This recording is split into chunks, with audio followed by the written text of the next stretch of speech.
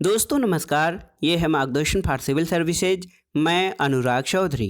दोस्तों, घटना चक्र संक्षिप्त सामान्य ज्ञान के अंतर्गत आज की वीडियो में आप पढ़ेंगे सभी परीक्षाओं के सामान्य ज्ञान और सामान्य अध्ययन का अत्यंत ही महत्वपूर्ण खंड आधुनिक भारत का इतिहास। आज की वीडियो में हम जिन टॉपिक्स को कवर करेंगे उसमें मुगल साम्राज्य का पतन और विघटन, यूरोपीय कंपनियों का आगमन, बंगाल में अंग्रेजी शक्ति का उदय, पेशवाओं के अधीन मराठा साम्राज्य और आंग्ल मराठा संघर्ष, सिख एवं अंग्रेज संबंध, 1857 ईस्वी का विद्रोह, धार्मिक और सामाजिक सुधार आंदोलन, भारतीय राष्ट्रीय स्वतंत्रता आंदोलन, भारतीय राष्ट्रीय आंदोलन से संबंधित महत्वपूर्ण संगठन एवं संस्थाएं तथा ब्रिटिश भारत में शिक्षा का विकास और भारतीय समाचार पत्रों का इतिहास है। दोस्तों, ये खंड सभी परीक्षाओं के लिए बहुत ही महत्वपूर्ण है। आप इसको बहुत अच्छे से पढ़िएगा। तो आइए शुरू करते हैं आज का वीडियो। घटना चक्र संक्षिप्त सामान्य ज्ञान का आधुनिक भारत के इतिहास का भाग 1। सबसे पहले हम उत्तरकालीन मुगल सम्राटों के बारे में जानेंगे। देखिए दोस्तों, बहादुर शाह प्रथम, इसको शाह बेखबर के नाम से भी जाना जाता था और इसका शासनकाल 1707 से 1712 ईस्वी रहा। इसके बाद जहांदार शाह, जिसको लंपट मूर्ख की संज्ञा दी जाती है, इसका शासनकाल 1712 से 1713 ईस्वी रहा। फर्रुखशियर, जिसको घृणित कायर भी कहा जाता है, 1713 से 1719 तक इसका शासन रहा। मोहम्मद शाह, जिसको रंगीला बादशाह के उपनाम से भी जाना जाता है, 1719 से 1748 तक इसने जो है भारत पर शासन किया। अहमद शाह 1748 से 1754 तक इसका शासन रहा। और आलमगीर द्वितीय, जो कि अजूजुद्दीन था, इसने 1754 से 1759 तक शासन किया। शाह आलम द्वितीय, जिसका कि मूल नाम अली गौहर था, इसने 1759 से 1806 ईस्वी तक। और अकबर द्वितीय दोस्तों, ये 1806 से 1837 ईस्वी तक इसका शासनकाल रहा। इसके बाद अंतिम मुगल बादशाह जो है ये बहादुर शाह जफर रहा, 1837 से 1857 तक इसका शासनकाल रहा, प्रथम स्वतंत्रता संग्राम तक। इसके अलावा मुगलों से स्वतंत्र होने वाले राज्यों के बारे में जानते हैं। देखिए, अवध जो था ये सआदत खां के जो है नेतृत्व में बुरहानुल मुल्क जो है ये स्वतंत्र हुआ था। हैदराबाद जो है चिनकिलिज खां या निजामुल मुल्क के जो है नेतृत्व में स्वतंत्र हुआ था। रुहेलखंड दाऊद खान एवं अली मोहम्मद खां बंगेश के नेतृत्व में।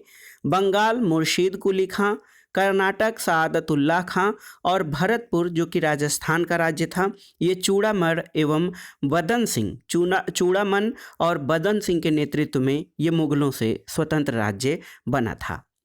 आइए अब जानते हैं दोस्तों भारत में यूरोपीय कंपनियों के आगमन। देखिए, सबसे पहले भारत में पुर्तगाली आए थे और यूरोप वासियों में सर्वप्रथम पुर्तगालियों का आगमन भारत हुआ था।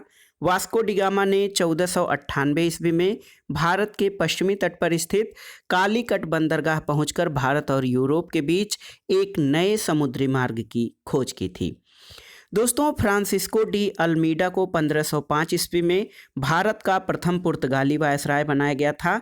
और एक महत्वपूर्ण तथ्य ये है कि यूरोपीय कंपनियों के भारत आगमन का जो क्रम है वो है पुर्तगाली, डच, अंग्रेज, डेन और फ्रांसीसी। तो याद रखिएगा, जो यूरोपीय कंपनियां भारत में आई उनका जो क्रम है वो है सबसे पहले पुर्तगाली, फिर डच, उसके बाद अंग्रेज, फिर डेन और उसके बाद फ्रांसीसी भारत आए थे। पुर्तगालियों ने दोस्तों अपनी पहली व्यापारिक कोठी कोचीन में खोली थी और पुर्तगालियों ने ही भारत में प्रिंटिंग प्रेस की शुरुआत की थी। उसके बाद भारत में जो दूसरी यूरोपीय कंपनी थी या यूरोपियों में दूसरे क्रम पर डच आए थे। डच नीदरलैंड या हॉलैंड के निवासी थे और डच ईस्ट इंडिया कंपनी की स्थापना 1602 ईस्वी में हुई थी। डचों के द्वारा भारत में अपनी पहली व्यापारिक कोठी 1605 में मसूलीपट्टनम में खोली गई थी। इसके बाद दोस्तों अंग्रेजों का क्रम रहा। डचों के बाद, तो ये बहुत ही महत्वपूर्ण है।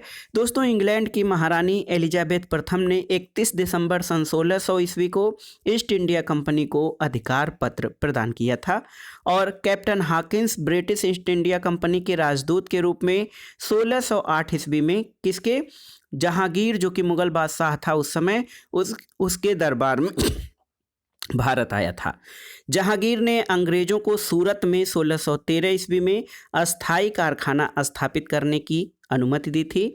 और देखिए, इंग्लैंड के राजा चार्ल्स द्वितीय का विवाह दोस्तों 1661 में पुर्तगाली राजकुमारी कैथरीन ऑफ ब्रिगांजा यानी ब्रिगांजा की कैथरीन के साथ हुआ था और पुर्तगालियों ने चार्ल्स द्वितीय को दहेज के रूप में बम्बई द्वीप प्रदान किया था। दोस्तों, और भी महत्वपूर्ण तथ्यों को देखते हैं। बंगाल में अंग्रेजी शक्ति का उदय किस प्रकार से हुआ था। दोस्तों, मुर्शीद कुली खां जो था, ये बंगाल का स्वतंत्र शासक था जो मुगल साम्राज्य से स्वतंत्र सत्ता स्थापित किया था। और एक शासक रहा सुल्तान जो है बंगाल का नवाब अलीवर्दी खां। इसने यूरोपियों की तुलना मधुमक्खियों से की और कहा कि यदि इन्हें न छेड़ा जाए तो शहद देंगी और यदि छेड़ा जाए तो काट काट कर मार डालेंगी। तो याद रखिएगा, अलीवर्दी खां ने यूरोपियों की तुलना मधुमक्खियों से की थी। अलीवर्दी खां की मृत्यु के बाद उसका नाती सिराजुद्दौला उसका उत्तराधिकारी बना था। देखिए, सिराजुद्दौला द्वारा दोस्तों 20 जून 1756 की रात में 146 अंग्रेजों को एक छोटे कमरे में बंद कर दिया गया और अगले दिन सुबह मात्र 23 अंग्रेज ही जिंदा बचे थे। इस घटना को ब्लैक होल के नाम से जाना जाता है।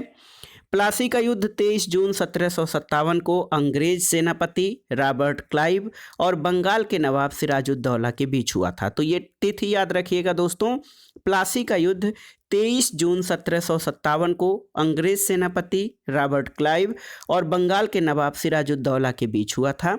प्लासी के युद्ध में मीर जाफर की धोखाधड़ी के कारण सिराजुद्दौला की हार हुई थी और प्लासी के युद्ध के उपरांत अंग्रेजों ने मीर जाफर को बंगाल का नवाब बनाया था। इसके बाद अंग्रेजों ने मीर जाफर को हटाकर 1760 में उसके दामाद मीर कासिम को बंगाल का नवाब बनाया था। और एक महत्वपूर्ण तथ्य जो कि आधुनिक भारत के इतिहास में बहुत ही महत्वपूर्ण घटना है, 22 अक्टूबर 1764 को बक्सर का युद्ध अंग्रेजों और मीर कासिम, अवध के नवाब शुजाउद्दौला और मुगल सम्राट शाह आलम द्वितीय तीनों की संयुक्त सेना के बीच हुआ था। और दोस्तों, हेक्टर मुनरो के नेतृत्व में अंग्रेजी सेना ने मीर कासिम की संयुक्त सेना को पराजित किया था। बक्सर का युद्ध भारतीय इतिहास में या अंग्रेजों की शासन सत्ता स्थापित करने में बहुत ही निर्णायक सिद्ध हुआ था। आइए देख लेते हैं प्रमुख आंग्ल मैसूर युद्ध और आंग्ल मराठा युद्धों के बारे में। देखिए दोस्तों, पहला आंग्ल मैसूर युद्ध 1767 से 1769 ईस्वी के बीच हुआ था और इसमें मद्रास की संधि 1769 हुई थी, जिस संधि के द्वारा ये युद्ध समाप्त हुआ था। द्वितीय आंग्ल मैसूर युद्ध 1780 से 1784 के बीच में, उस समय ब्रिटिशों का जो गवर्नर जनरल था वो वारेन हेस्टिंग्स था ईस्ट इंडिया कंपनी का।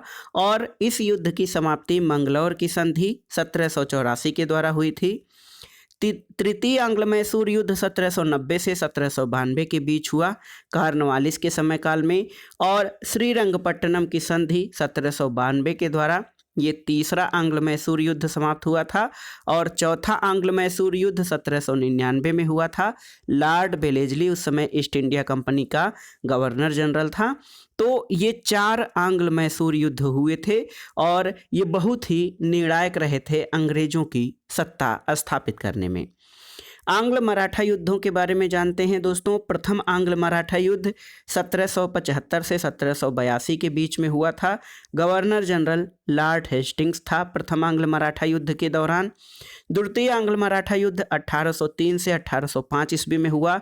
इस समय भारत का गवर्नर जनरल बेलेजली था। और तृतीय आंग्ल मराठा युद्ध 1817 से 1818 के बीच हुआ था लॉर्ड हेस्टिंग्स के शासनकाल में। दोस्तों बहुत ही महत्वपूर्ण तथ्य एक है कि तृतीय आंग्ल मराठा युद्ध जो 1817 से 1818 के बाद पेशवा का वंशानुगत पद जो है उसको समाप्त कर दिया गया और पेशवा बाजीराव द्वितीय अंतिम पेशवा था, याद रखिएगा। आइए देखते हैं सिख और अंग्रेज संबंध। देखिए दोस्तों, सिख धर्म के संस्थापक गुरु नानक देव थे और गुरु नानक का जन्म 1469 ईस्वी में पंजाब के तलवंडी नामक स्थान पर हुआ था। 1539 में करतारपुर में गुरु नानक की मृत्यु हुई थी। और देखिए, गुरु अंगद 1539 से 1552 ये सिखों के दूसरे गुरु थे। गुरु अंगद ने गुरुमुखी लिपि का आविष्कार किया था और अकबर ने गुरु रामदास को, जो सिखों के महत्वपूर्ण गुरु थे, इनको 500 बीघा जमीन प्रदान की थी और इस जमीन पर उन्होंने अमृतसर नगर की स्थापना की थी।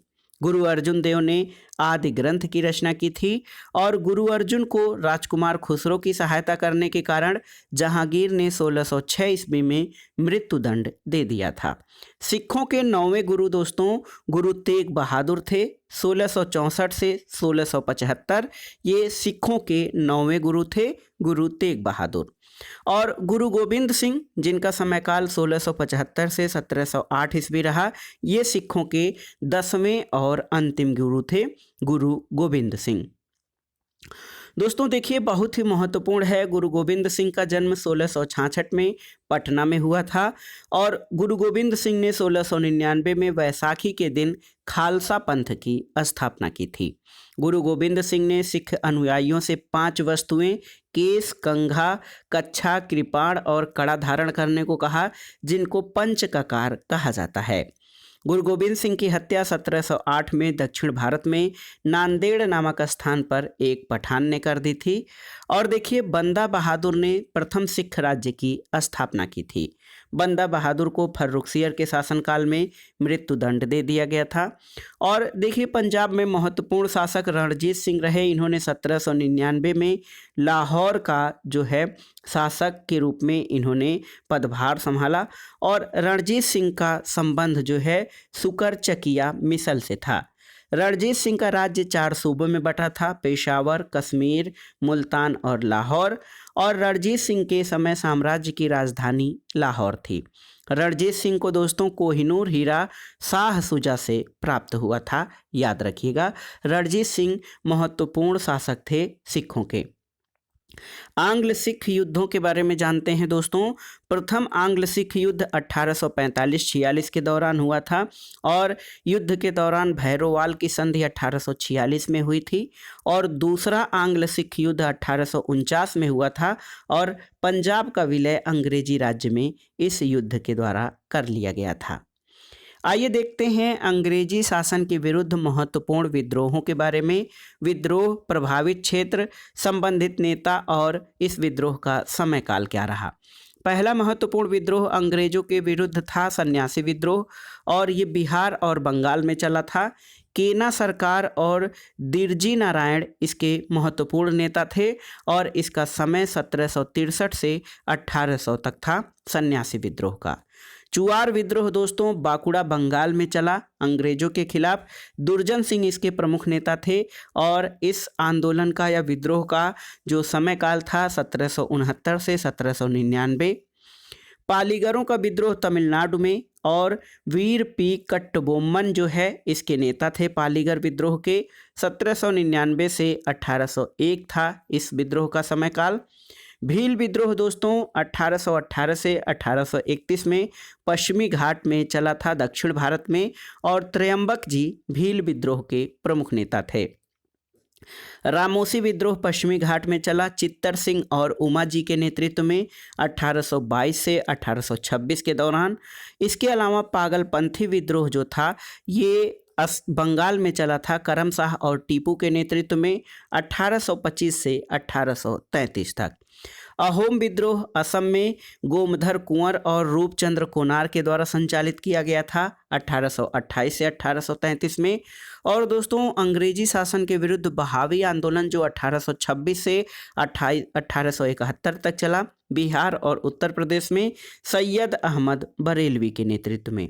दोस्तों बहावी आंदोलनकारी मोहम्मद साहब कालीन इस्लाम को पुनः स्थापित करना चाहते थे और इनको सुधार पसंद नहीं था।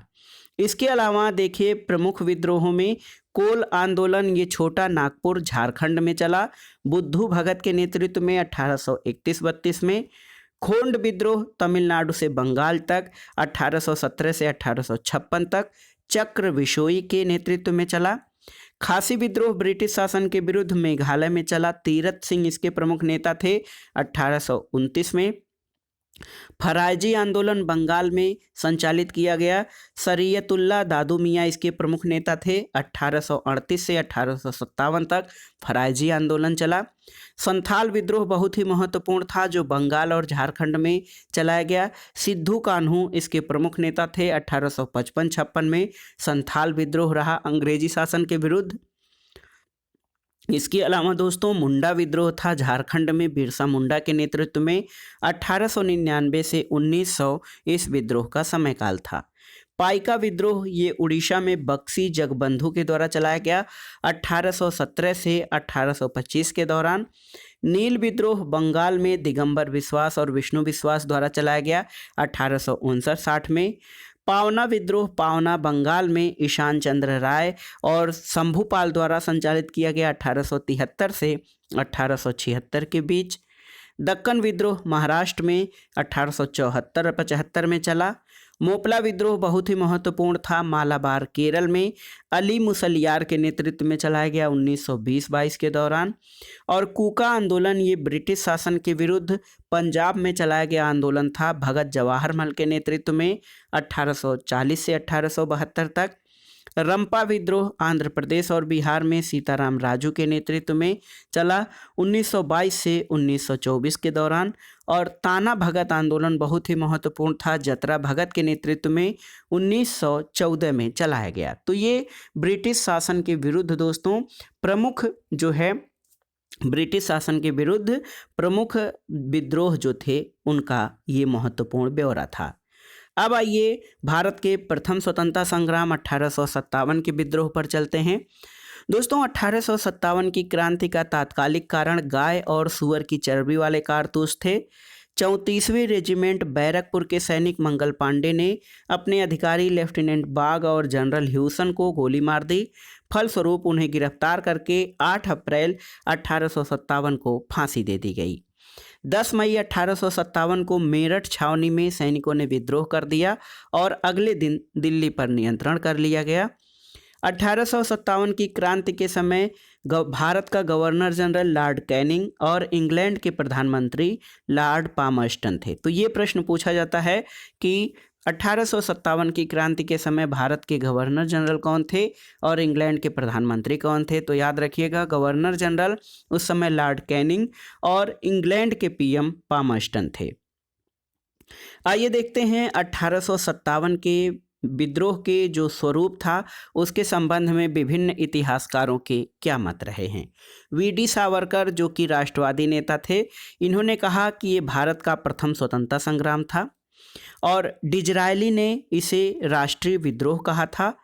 1857 के विद्रोह के बारे में पाल, सर जॉन लॉरेंस और सीले का कहना था कि यह पूर्णतः सिपाही विद्रोह था और जेम्स आउटरम और डब्ल्यू टेलर का मानना था कि ये अंग्रेजों के विरुद्ध हिंदू और मुसलमानों का संयंत्र था। बर्बरता और सभ्यता के बीच युद्ध टी.आर. होम्स ने 1857 के बारे में टिप्पणी की थी और धर्मांधों का ईसाइयों के विरुद्ध युद्ध L.E.R. रीज ने 1857 के विरुद्ध में टिप्पणी की थी। अब आइए देखते हैं भारत के प्रथम स्वतंत्रता संग्राम से संबंधित महत्वपूर्ण पुस्तकें और उनके लेखकों के बारे में। The Indian war of independence 1857 VD. Savarkar की पुस्तक है। The great rebellion Ashok Mehta द्वारा लिखी गई है। सिपाही mutiny and the revolt of 1857 RC. Majumdar की पुस्तक है। और 1857 S.N. सेन द्वारा लिखी गई पुस्तक है। आइए देखते हैं भारत के प्रथम स्वतंत्रता संग्राम 1857 में जो प्रमुख नेतृत्वकर्ता थे अन्य स्थानों पर ब्रिटिश सत्ता के विरुद्ध, उनके बारे में विस्तार से। दिल्ली में दोस्तों देखिए नेता जो थे दिल्ली में विद्रोह दमन, ये बहादुर शाह जफर बख्त खां 11 मई 1857 को, और निकलसन और हडसन ने इसका नेतृत्व किया था, विद्रोह का दमन किया था। कानपुर के नेता नाना साहब और तात्या टोपे थे। 5 जून 1857 को दोस्तों यहाँ पर क्रांति का बिगुल बजा और विद्रोह का दमन कैंपबेल ने 6 दिसंबर 1857 को किया। लखनऊ में 1857 के विद्रोह के नेता बेगम हजरत महल, और इन्होंने 30 मई 1857 को विद्रोह किया। कैंपबेल ने मार्च 1858 में इस विद्रोह को दबा दिया था। झांसी की नेता रानी लक्ष्मीबाई थीं जून 1857 में, और विद्रोह का दमन ह्यूरोज ने 1858 में किया था। इलाहाबाद में दोस्तों 1857 की क्रांति के नेता लियाकत अली थे, जिन्होंने जून 1857 में इस विद्रोह का नेतृत्व किया था, और कर्नल नील ने 1858 में इलाहाबाद में विद्रोह का दमन किया था। जगदीशपुर बिहार में दोस्तों क्रांति के नेता कुंवर सिंह थे। जून 1857 में इन्होंने क्रांति का नेतृत्व किया, और विद्रोह का दमन विलियम टेलर और विंसेंट आयर ने 1857 में कर दिया था। बरेली भी महत्वपूर्ण केंद्र था 1857 की क्रांति का, और 1857 में खान बहादुर खान ने बरेली में विद्रोह का नेतृत्व किया, और वहां दमन कैंपबेल ने 1858 में किया। फैजाबाद में विद्रोहियों के नेता मौलवी अहमदुल्ला थे, और वहां पर कैंपबेल ने 1858 में विद्रोह का दमन किया था। दोस्तों तात्या टोपे का वास्तविक नाम रामचंद्र पांडुरंग था, और रानी लक्ष्मीबाई को 17 जून 1858 को वीर गति की प्राप्त हुई थी। और रानी लक्ष्मीबाई को जब वीर गति की प्राप्त हुई थी तो उस समय जनरल ह्यूरोज ने उनके बारे में टिप्पणी की थी कि यहाँ सोई हुई जो महिला है ये भारतीयों में अकेली मर्द है। आइए अब धार्मिक और सामाजिक सुधार आंदोलन पर चलते हैं। भारत में दोस्तों जो कुरीतियाँ थीं, सामाजिक कुछ प्रथाएं थीं जो सही नहीं थीं, उनके विरुद्ध कई विचारकों ने, कई महापुरुषों ने धार्मिक और सामाजिक सुधार आंदोलन चलाए। इन सुधार आंदोलनों में सबसे महत्वपूर्ण ब्रह्म समाज था। ब्रह्म समाज की स्थापना 20 अगस्त 1828 को राजा राम मोहन राय द्वारा की गई थी। राजा राम मोहन राय ने ब्रह्म समाज से पहले 1815 ईस्वी में आत्मीय सभा का गठन किया था, और वेदांत कॉलेज की स्थापना राजा राम मोहन राय ने 1825 ईस्वी में किया था। दोस्तों राजा राम मोहन राय को भारतीय पत्रकारिता का अग्रदूत कहा जाता है। इसके अलावा इन्हें भारत में पुनर्जागरण का दूत और नव प्रातः का तारा भी कहा जाता है। राजा राम मोहन राय ने डेविड हेयर के सहयोग से 1817 में कलकत्ता में हिंदू कॉलेज की स्थापना की, और मुगल सम्राट अकबर द्वितीय ने राजा राम मोहन राय को राजा की पदवी प्रदान की थी। दोस्तों देवेंद्र नाथ टैगोर ने तत्वबोधिनी सभा की स्थापना की थी, और केशव चंद्र सेन ने भारतीय ब्रह्म समाज का गठन किया था। धार्मिक और सामाजिक सुधार आंदोलनों में ब्रह्म समाज के अलावा प्रार्थना समाज भी बहुत ही महत्वपूर्ण था, और आत्माराम पांडुरंग ने 1867 में बम्बई में प्रार्थना समाज की स्थापना की थी। महादेव गोविंद रानाडे को पश्चिमी भारत में सांस्कृतिक पुनर्जागरण का अग्रदूत कहा जाता है। आइए देखते हैं विभिन्न सामाजिक सुधारों के बारे में। देखिए दोस्तों शिशु वध पहले जो है भारतीयों में एक परंपरा थी कि कन्या जन्म होने पर उनका वध कर दिया जाता था, और इस पर 1795 और 1804 ईस्वी में प्रतिबंध लगाया गया, और शिशु वध पर रोक लगाने से संबंधित नियम बनाए गए। सती प्रथा एक महत्वपूर्ण अमानवीय प्रथा थी, और 1829 ईस्वी में लॉर्ड विलियम बेंटिक के समय में सती प्रथा पर कानून बनाकर रोक लगाई गई। दास प्रथा 1843 में लॉर्ड एलनबरो के समय में दास प्रथा पर रोक लगाई गई। विधवा पुनर्विवाह 1856 में लॉर्ड कैनिंग के समय काल में ये कानून पारित किया गया। विधवा विवाह की अनुमति इसमें मिली, और विधवा विवाह को या विधवा पुनर्विवाह जो है इसको प्रारंभ कराने में ईश्वर चंद्र विद्यासागर की महत्वपूर्ण भूमिका थी। नेटिव मैरिज एक्ट 1872, ये लॉर्ड नॉर्थब्रुक के शासनकाल में अंतरजातीय विवाहों को प्रोत्साहन दिया गया। और एज ऑफ कंसेंट एक्ट 1891 ईस्वी में लॉर्ड लैंसडाउन के शासनकाल में, जिसमें लड़कियों के विवाह की आयु 12 वर्ष निश्चित की गई। और शारदा एक्ट दोस्तों, ये 1929 में जो एक जज थे हरविलास शारदा, उनके प्रयासों से लॉर्ड इरविन के शासनकाल में लड़कियों की विवाह की आयु 14 वर्ष निश्चित की गई और हरविलास शारदा के नाम पर ही इस एक्ट को शारदा एक्ट कहा गया है। दोस्तों देखिए, राणा डे ने पूना में सार्वजनिक सभा की स्थापना की थी 1870 में। और राणा डे को महादेव गोविंद राणा डे, जिनको MG राणा डे कहा जाता है, इनको महाराष्ट्र का सुकरात भी कहा जाता है। 31 दिसंबर 1893 को DK कर्वे, धुंधुपंत केशव कर्वे ने विधवा पुनर्विवाह एसोसिएशन बनाया था। दोस्तों, भारत में सामाजिक और धार्मिक सुधार में आर्य समाज बहुत ही महत्वपूर्ण संगठन रहा और आर्य समाज की स्थापना स्वामी दयानंद सरस्वती ने बम्बई में 1875 में किया था। दयानंद सरस्वती ने दोस्तों वेदों को ज्ञान का भंडार माना और वेदों की ओर लौटो यानी बैक टू द वेदास का नारा दिया था। स्वामी दयानंद सरस्वती दोस्तों बहुत ही महत्वपूर्ण विचारक और समाज सुधारक थे। इनके द्वारा हिंदी भाषा में 1875 में सत्यार्थ प्रकाश की रचना की गई, 1874 में पंच महायज्ञ विधि और 1866 में पाखंड खंडन और अद्वैत मत का खंडन 1877 में इनके द्वारा महत्वपूर्ण पुस्तक लिखी गई। दोस्तों, भारत में यंग बंगाल आंदोलन बहुत ही महत्वपूर्ण रहा।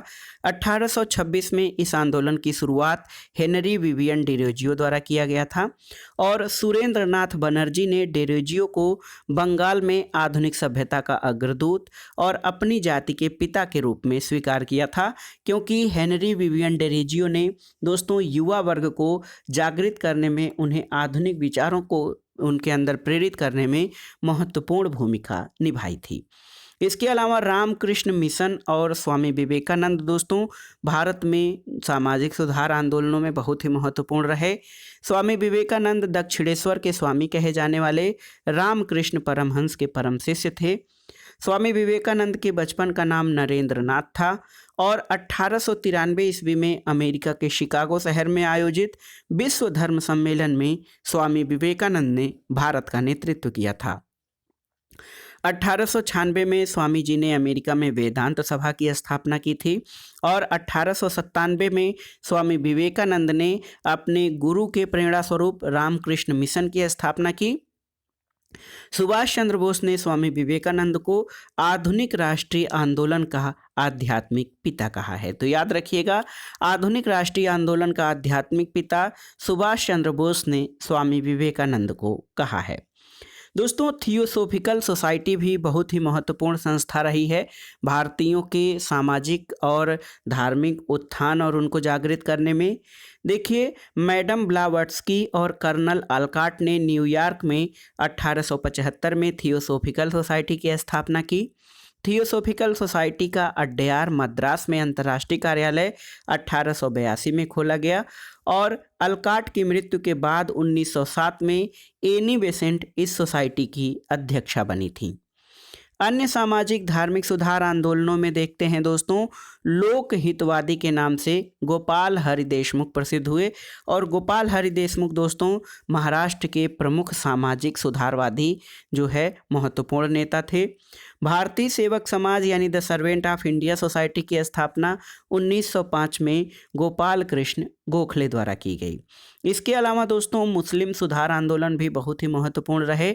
सर सैयद अहमद खान ने अलीगढ़ आंदोलन चलाया था और इसके द्वारा इन्होंने मुस्लिमों के जो है उत्थान के लिए, सामाजिक धार्मिक उत्थान के लिए प्रयास किया। मोहम्मद कासिम ननौतवी और रशीद अहमद गंगोही ने 1866 में देवबंद में इस्लामी मदरसे की स्थापना की। मिर्ज़ा गुलाम अहमद ने 1889 में अहमदिया आंदोलन की स्थापना की और 1864 में सर सैयद अहमद खान ने साइंटिफिक सोसाइटी की और 1875 में अलीगढ़ मुस्लिम एंग्लो ओरिएंटल कॉलेज की स्थापना की और यही अलीगढ़ मुस्लिम एंग्लो ओरिएंटल कॉलेज दोस्तों 1920 में अलीगढ़ मुस्लिम विश्वविद्यालय में परिवर्तित हो गया। इसके अलावा वर्ष 1930 में सर्वप्रथम द्विराष्ट्र की बात यानी हिंदू और मुस्लिम एक राष्ट्र नहीं हो सकते, द्विराष्ट्र सिद्धांत की बात मोहम्मद इकबाल ने की थी और इकबाल ने अपनी पुस्तक बंग ए दर्रा में पहली बार इनकलाब शब्द का प्रयोग किया था। इसके अलावा कुछ निम्न जातीय आंदोलन भी चलाए गए थे। देखिए 1873 में बम्बई में ज्योतिबा फूले ने सत्य शोधक समाज की स्थापना की।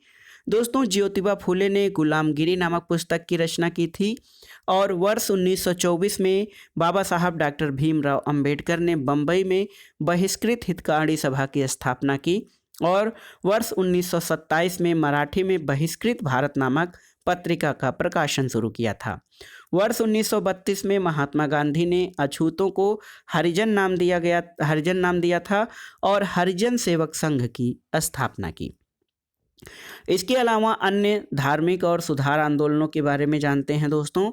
देखिए विधवा पुनर्विवाह के लिए ईश्वर चंद्र विद्यासागर ने अथक प्रयत्न किया था। डी.के. कर्वे ने वर्ष 1916 में मुंबई में प्रथम महिला विश्वविद्यालय की स्थापना की थी। भारतीय राष्ट्रीय संघ जो कि कांग्रेस का पूर्व नाम था, इसकी स्थापना 1885 ईस्वी में एलन ऑक्टेवियन ह्यूम यानी ए.ओ. ह्यूम द्वारा की गई थी और ये ब्रिटिश सेना के एक सेवानिवृत्त सिविल सर्वेंट थे।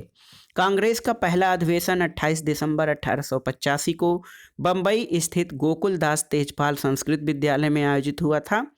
आइए देख लेते हैं दोस्तों प्रमुख उपाधियां प्राप्तकर्ता और उनको पहली बार या उपाधियों को प्रदाता कौन से लोग रहे हैं। देखिए गुरुदेव की उपाधि रविन्द्रनाथ टैगोर को गुरुदेव कहा जाता है। इनको महात्मा गांधी ने सबसे पहले गुरुदेव की उपाधि दी थी। महात्मा गांधी को महात्मा की उपाधि रविन्द्रनाथ टैगोर ने प्रदान की थी। नेताजी सुभाष चंद्र बोस को एडोल्फ हिटलर ने कहा था दोस्तों। सरदार वल्लभ भाई पटेल को सरदार की उपाधि बारदोलों की महिलाओं की तरफ से महात्मा गांधी ने दिया था। देश रत्न या अजात शत्रु ये डॉक्टर राजेंद्र प्रसाद की उपाधि है, महात्मा गांधी ने इनको कहा था। कायदे आजम मोहम्मद अली जिन्ना को महात्मा गांधी ने और देश नायक दोस्तों सुभाष चंद्र बोस को देश नायक की संज्ञा रविन्द्रनाथ टैगोर ने दी थी। स्वामी विवेकानंद को विवेकानंद महाराजा खेतड़ी ने कहा था और राष्ट्रपिता देखिए महात्मा गांधी को फादर ऑफ द नेशन यानी राष्ट्रपिता की संज्ञा सुभाष चंद्र बोस द्वारा दी गई और राम मोहन राय को राजा की उपाधि अकबर द्वितीय ने दिया था। आइए देखते हैं दोस्तों भारतीय राष्ट्रीय आंदोलन से संबंधित महत्वपूर्ण संगठन एवं संस्थाओं के बारे में। संस्था, उनका स्थापना वर्ष और उनकी स्थापना किसने की थी उसके बारे में। देखिए एशियाटिक सोसाइटी 1784 में इसकी स्थापना विलियम जोन्स द्वारा की गई थी। आत्मीय सभा की स्थापना 1815 में राजा राम मोहन राय ने की थी। युवा बंगाल आंदोलन या यंग बंगाल आंदोलन 1826 में हेनरी लुई विवियन डेरेजियो द्वारा इसकी स्थापना की गई। ब्रह्म समाज की स्थापना 1828 में राजा राम मोहन राय द्वारा। तत्वबोधिनी सभा 1839 में देवेंद्रनाथ ठाकुर द्वारा स्थापित किया गया था। परमहंस मंडली 1849 में आत्माराम पांडुरंग, बालकृष्ण जयकर और दादोबा पांडुरंग के द्वारा स्थापित किया गया। दोस्तों रहनुमाई माजदयासन सभा 1851 में दादा भाई नौरोजी द्वारा स्थापित किया गया। मोहम्मडन लिटरेरी सोसाइटी 1863 में अब्दुल लतीफ़ के द्वारा। इसके अलावा दोस्तों वेद समाज की स्थापना 1864 में के श्रीधरालू नायडू द्वारा स्थापित किया गया। साइंटिफिक सोसाइटी आप जानते भी हैं 1864 में सर सैयद अहमद खान द्वारा स्थापित किया गया। ईस्ट इंडियन एसोसिएशन की स्थापना 1866 में दादा भाई नौरोजी ने की थी।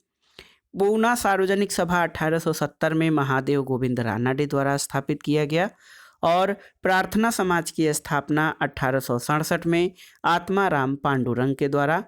सत्यशोधक समाज की स्थापना 1873 में ज्योतिबा फूले ने की और Aligarh Mohammedan Anglo oriental college की स्थापना 1875 में सर सैयद अहमद खान के द्वारा किया गया। 1875 में इंडियन लीग की स्थापना शिशिर कुमार घोष द्वारा की गई और आर्य समाज बहुत ही महत्वपूर्ण संस्था रही। स्वामी दयानंद सरस्वती द्वारा 1875 में बम्बई में इसकी स्थापना की गई थी। इसके अलावा दोस्तों देखिए, थियोसोफिकल सोसाइटी की स्थापना 1875 में मैडम ब्लावत्स्की और कर्नल अलकाट द्वारा की गई और अड्डयार मद्रास में इसका अंतर्राष्ट्रीय मुख्यालय खोला गया था। इंडियन एसोसिएशन 1876 में आनंद मोहन बोस और सुरेंद्र बनर्जी के द्वारा स्थापित किया गया। भारतीय राष्ट्रीय कांग्रेस की स्थापना 1885 में A.O. ह्यूम के द्वारा किया गया था। बॉम्बे प्रेसिडेंसी एसोसिएशन 1885 में फिरोज शाह मेहता, K.T. तेलंग और तैयब जी ने किया था। एक प्रश्न है आपके लिए दोस्तों, देखिए फिरोज शाह मेहता, तेलंग और तैयब जी को जो है भारतीय इतिहास में किसकी उपाधि दी गई है, तीनों को मिलाकर आपको कमेंट बॉक्स में इसका उत्तर देना है। बेलूर मठ की स्थापना 1897 में स्वामी विवेकानंद द्वारा की गई और इंडियन सोशल कांग्रेस कॉन्फ्रेंस 1887 में महादेव गोविंद रानाडे द्वारा स्थापित किया गया। शारदा सदन दोस्तों 1889 में रमाबाई द्वारा, पंडिता रमाबाई द्वारा स्थापित किया गया। रामकृष्ण मिशन की स्थापना याद रखिएगा 1897 में स्वामी विवेकानंद द्वारा की गई। अभिनव भारत संस्था ये एक जो है क्रांतिकारी संस्था थी। 1904 में वी.डी. सावरकर और गणेश दामोदर सावरकर के द्वारा स्थापित किया गया। The servant of India society की स्थापना 1905 में गोपाल कृष्ण गोखले द्वारा की गई थी। और मुस्लिम लीग दोस्तों बहुत ही महत्वपूर्ण संगठन और संस्था रहा। 1906 में आगा खां और सलीम उल्लाह खां द्वारा स्थापित किया गया था। सोशल सर्विस लीग की स्थापना 1911 में श्री नारायण मल्हार जोशी के द्वारा किया गया। विश्व भारती की स्थापना 1921 में रविन्द्रनाथ टैगोर द्वारा की गई और गदर पार्टी की स्थापना 1913 में सैन फ्रांसिस्को में लाला हरदयाल के द्वारा की गई थी। हिंदू महासभा 1915 में मदन मोहन मालवीय द्वारा स्थापित किया गया और होम रूल लीग की स्थापना 1916 में तिलक और एनी बेसेंट दोनों ने अलग अलग होम रूल लीग स्थापित किया था और उसका संचालन किया। वीमेंस इंडिया एसोसिएशन 1917 में एनी बेसेंट द्वारा चलाया गया और खिलाफत आंदोलन 1919 में अली बंधुओं द्वारा शुरू किया गया था। अखिल भारतीय ट्रेड यूनियन कांग्रेस 1920 में एन.एम. जोशी के द्वारा स्थापित किया गया और स्वराज पार्टी दोस्तों 1923 में मोतीलाल नेहरू और चितरंजन दास यानी C.R. दास के द्वारा स्थापित किया गया था, यानी इसकी स्थापना की गई थी। एक अन्य महत्वपूर्ण संस्था रही हिंदुस्तान रिपब्लिकन एसोसिएशन 1924 में सचिंद्रनाथ सान्याल द्वारा इसकी स्थापना की गई और आप जानते हैं बहिष्कृत हितकारी सभा 1924 में B.R. अम्बेडकर द्वारा प्रारंभ किया गया था। राष्ट्रीय स्वयंसेवक संघ RSS 1925 में डॉक्टर हेडगेवार द्वारा इसकी स्थापना की गई और नौजवान सभा 1926 में भगत सिंह और छबील दास तथा यशपाल ने स्थापित किया था। हिंदुस्तान सोशलिस्ट रिपब्लिकन एसोसिएशन 1928 में भगत सिंह और चंद्रशेखर आज़ाद द्वारा स्थापित किया गया और इसके अलावा दोस्तों देखिए खुदाई खिदमतगार संस्था की स्थापना 1929 में अब्दुल गफ्फार खां द्वारा किया गया था। हरिजन सेवक संघ पुणे में 1932 में महात्मा गांधी ने शुरू किया था। स्वतंत्र श्रमिक पार्टी की स्थापना 1936 में बाबा साहब डॉक्टर भीमराव अंबेडकर द्वारा। फॉरवर्ड ब्लॉक की स्थापना 1939 में सुभाष चंद्र बोस ने किया। आज़ाद हिंद फौज 1942 में रास बिहारी बोस द्वारा स्थापित किया गया और आज़ाद हिंद सरकार 1943 में नेताजी सुभाष चंद्र बोस के द्वारा शुरू किया गया था। आइए अब देखते हैं दोस्तों ब्रिटिश भारत में शिक्षा के विकास से संबंधित महत्वपूर्ण तथ्यों को। देखिए गवर्नर जनरल लॉर्ड हेस्टिंग्स ने 1780 में कलकत्ता मदरसा की स्थापना की जिसमें फारसी और अरबी भाषा का अध्ययन होता था। ब्रिटिश रेजिडेंट जोनाथन डंकन ने 1791 में वाराणसी में हिंदू कानून और दर्शन के लिए संस्कृत कॉलेज की स्थापना की थी। और लॉर्ड वेलेस्ली ने 1800 में कंपनी के असैनिक अधिकारियों की शिक्षा के लिए फोर्ट विलियम कॉलेज की स्थापना की थी। तो सिविल सर्वेंट के ट्रेनिंग के लिए, उनकी शिक्षा के लिए लॉर्ड वेलेस्ली द्वारा 1800 में फोर्ट विलियम कॉलेज कोलकाता की स्थापना की गई थी। और देखिए, बहुत ही महत्वपूर्ण तथ्य है। सबसे पहले 1813 के चार्टर एक्ट में 1 लाख रुपया भारत में शिक्षा के प्रसार के लिए व्यय करने का प्रावधान किया गया था। अलेक्जेंडर डफ द्वारा शिक्षा के अधोमुखी निस्यंदन के सिद्धांत का प्रतिपादन किया गया और लॉर्ड मैकाले ने इसे भारत में लागू करवाया था।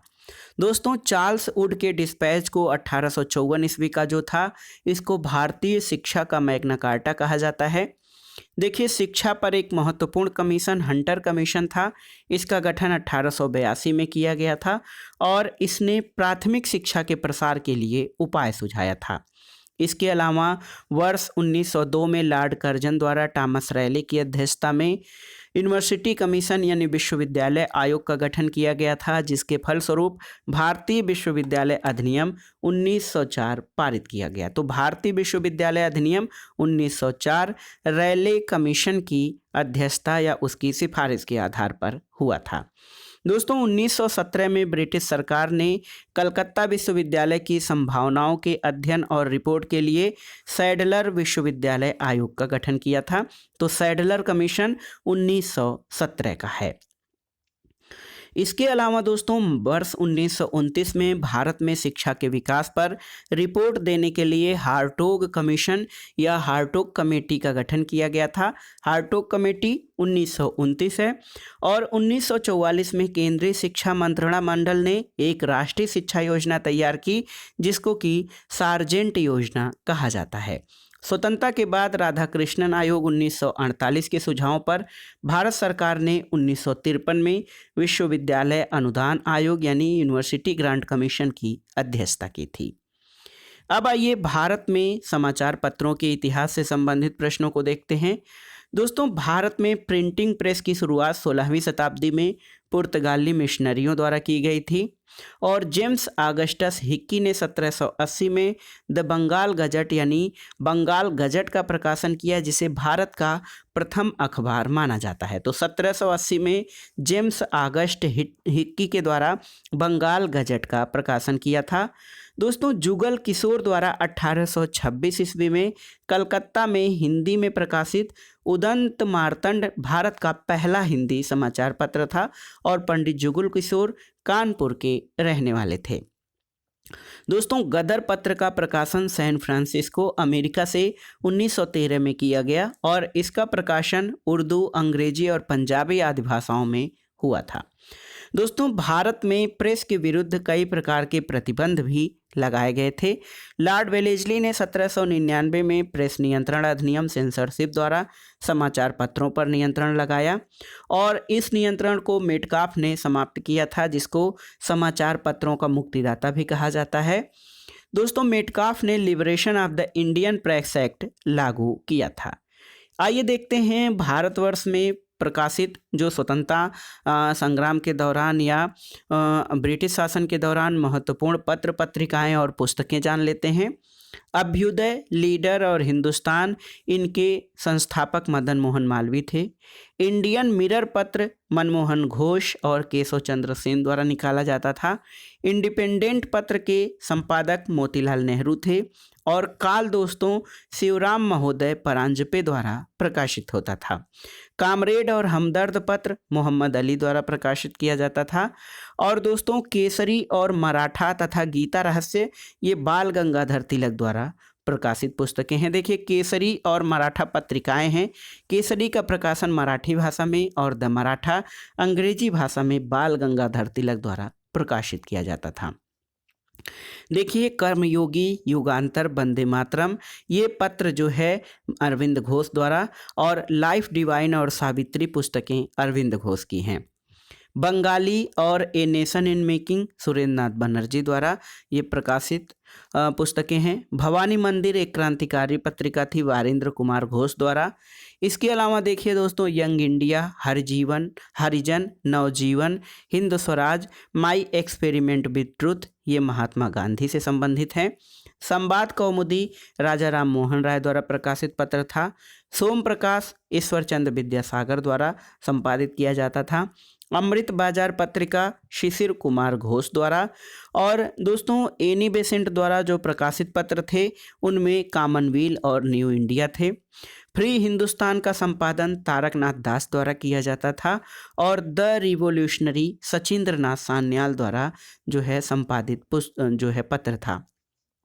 एक पुस्तक है poverty and un British rule in India, और इसके अलावा राष्ट्र गोफार पत्र, राष्ट्र गोफ्तार यानी सत्यवादी इसका अर्थ होता है, ये दादा भाई नौरोजी द्वारा। और इंडिया डिवाइडेड पुस्तक डॉक्टर राजेंद्र प्रसाद द्वारा लिखित है।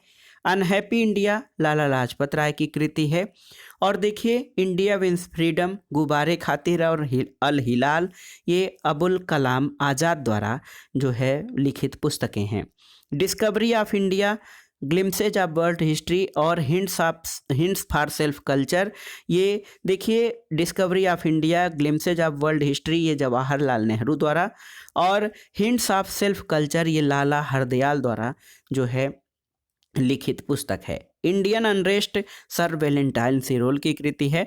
और इंडिया फॉर इंडियंस ये चितरंजन दास यानी CR दास की पुस्तक है। होम एंड द वर्ल्ड और गीतांजलि ये रविन्द्रनाथ टैगोर द्वारा लिखित पुस्तकें हैं। नील दर्पण दीनबंधु मित्र द्वारा लिखा गया एक नाटक है जिसमें नील कृषकों की दुर्दशा का वर्णन किया गया है। सोजे वतन, कर्मभूमि और शतरंज के खिलाड़ी ये मुंशी प्रेमचंद की रचनाएं हैं। इसके अलावा दोस्तों देखिए, बहुत ही महत्वपूर्ण ये बंग ए दर्रा और तराना ए हिंद मोहम्मद इकबाल द्वारा। भारत भारती पुस्तक मैथिली शरण गुप्त द्वारा लिखी गई है। भारत दुर्दशा नाटक की रचना भारतेंदु हरिश्चंद्र द्वारा किया गया। कांग्रेस का इतिहास यानी हिस्ट्री ऑफ कांग्रेस ये P सीतारामैया द्वारा लिखित पुस्तक है। सत्यार्थ प्रकाश दयानंद सरस्वती द्वारा दोस्तों आर्य समाज या आर्य समाज के सिद्धांतों की प्रचार प्रसार के लिए सत्यार्थ प्रकाश पुस्तक लिखी गई। इंडियन स्ट्रगल पुस्तक के लेखक सुभाष चंद्र बोस हैं। आनंद मठ और देवी चौधरानी बंकिम चंद्र चटर्जी द्वारा लिखित पुस्तक है। और बंदी जीवन सचिंद्र सान्याल द्वारा लिखी गई पुस्तक है। तो दोस्तों, ये था संक्षिप्त सामान्य ज्ञान जो घटना चक्र का है, उसके अंतर्गत आधुनिक भारत के इतिहास का भाग 1, जिसमें हमने मुगल साम्राज्य के पतन से लेकर भारतीय राष्ट्रीय स्वतंत्रता आंदोलन के महत्वपूर्ण संगठन और ब्रिटिश भारत में शिक्षा का विकास, पुस्तकें, पत्र पत्रिकाओं से संबंधित महत्वपूर्ण प्रश्नों को कवर किया, जो आपके आगामी परीक्षाओं के लिए बहुत ही उपयोगी और महत्वपूर्ण है। इसका अगला भाग हम आगे प्रस्तुत करेंगे। इस चैनल से जुड़े रहें दोस्तों, और किसी अन्य टॉपिक पर आप हमसे वीडियो चाहते हैं या कोई जानकारी चाहते हैं तो हमें कमेंट बॉक्स में ज़रूर लिखिएगा। वीडियो देखने के लिए धन्यवाद दोस्तों, नमस्कार। वीडियो को लाइक करें, शेयर करें और इस चैनल मार्गदर्शन फॉर सिविल सर्विसेज को सब्सक्राइब करें। दोस्तों नमस्कार, धन्यवाद।